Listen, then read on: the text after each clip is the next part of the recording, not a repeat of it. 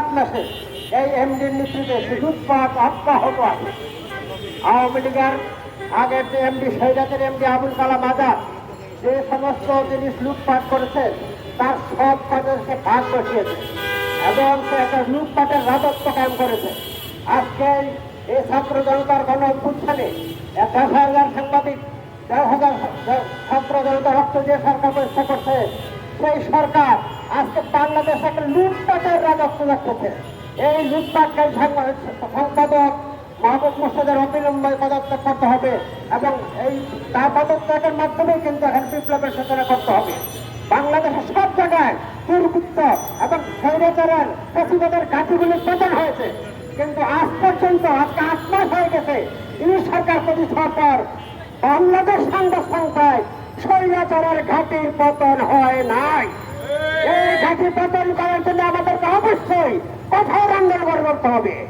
এখানে এখনো ভারতের রয়ের দালালরা এখনো ভারতের পক্ষে লেখালেখি করছে। আজকেও ভারতের সংবাদপত্রে পিএ সংবাদপত্রে আজকে নিউজ দিচ্ছে এই মাহবুব মোর্শেদের হেফাজতে রয়ের এজেন্টরা আজ পর্যন্ত ভাষণকে দখল করে রেখেছে। সাংবাদিক বন্ধুগণ, আমাদের আন্দোলন কোনো ব্যক্তিগত বিদ্বেষের আন্দোলন না, আমাদের আন্দোলন বাংলাদেশের স্বাধীনতা সম্পর্ক সংবাদপত্রের স্বাধীনতার আন্দোলন।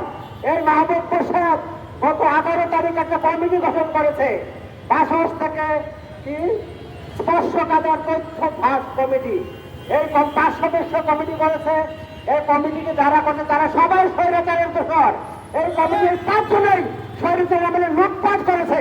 স্বৈরাচারের লুটপাট নিয়ে আজকাল এখন কমিটি গঠন করছে মাহবুব মোর্শেদ এই স্বৈরাচারের সমস্ত লোককে প্রোটেকশন দিচ্ছে এবং স্বৈরাচার আমলে যার লুটপাট তার সমস্ত ভাগ প্রতিনিয়ত সে নিচ্ছে। সে একটা সরকারি গাড়ি চালাচ্ছে, সেই সাথে সে 30,000 টাকা ভাতা নিচ্ছে। এটা একটা সরকারি অপরাধ, এটাকে দুর্নীতি।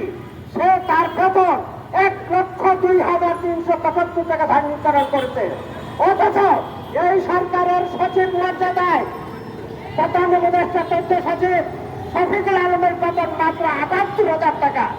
তার সমস্ত বেতন ভাতা অবৈধ। সে প্রতিনিয়ত পেটে থেকে টাকা চুরি করতেছে, একটা চোর। এই চোরকে অবলম্বে এখান থেকে বিদায় করে বিপ্লবকে এখানে সফল করতে হবে। আপনারা সবাইকে ধন্যবাদ।